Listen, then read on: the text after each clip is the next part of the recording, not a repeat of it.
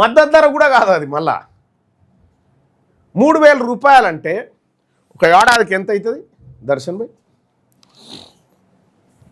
మీరు ఓటుకు 3,000 తీసుకురు అనుకుందాం. 3,600 అంటే రోజుకు 10 రూపాయలు. 3,000 రూపాయలు అంటే రోజుకి 8 రూపాయలు. ఎంత? 3,000 60 పైసలు, రోజుకు 60 పైసలు 5 ఏళ్లలో. 5 ఏళ్లలో ఇప్పుడు నీకు 3,000 రూపాయలు తీసుకొని రోజుకు 60 పైసలు.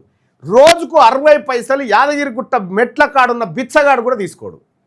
కానీ నువ్వు ఓటుకు 3,000 తీసుకున్నావు కదా, రోజుకు 60 పైసలు చొప్పున. 60 పైసలు చొప్పున నువ్వు చెప్తా ఉన్నావు కదా. ఇక్కడ నీ పిల్లలకు రావాల్సినటువంటి స్కాలర్షిప్ 60,000 ఉంటుంది. ఇక్కడ నీ బిడ్డల చదువుల కోసం ఖర్చు పెట్టాల్సింది 1,00,000 రూపాయలు ఉంటుంది. ఇక్కడ నీ ఆరోగ్యం కోసం ఖర్చు పెట్టాల్సిన వైద్యం ఇవన్నీ ఖర్చుల విషయంలో ఇవో 1,00,000 రూపాయలు ఉంటాయి. ఎవడైనా ఇన్ని లక్షల రూపాయల సొమ్మును 60 పైసలకు అమ్ముకుంటాడా? సో ఇట్లా అమ్ముకున్న వాళ్ళు ఎవరైనా ఉన్నారా బైసాప్? లైవ్ చూస్తున్న మిత్రులారా, అమ్ముకున్న వాళ్ళు ఎవరైనా ఉన్నారా?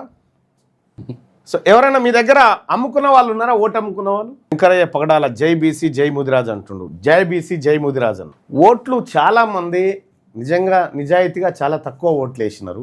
చాలా చదువుకున్న వాళ్ళు కూడా కొంతమంది అమ్ముడుపోయిన అందరి కాడ తీసుకున్నా అంటున్నాడు ఒక ఆయన.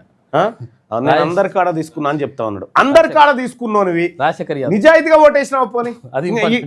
నువ్వు ఎంతమంది కాడన్నా తీసుకో అన్నా, నిన్ను ఎలా కలవాలి? జస్ట్ గూగుల్ ఈ ఫిర్జాది కూడా పిల్లర్ నెంబర్ 49 ఇక్కడ ఉంటాను నేను.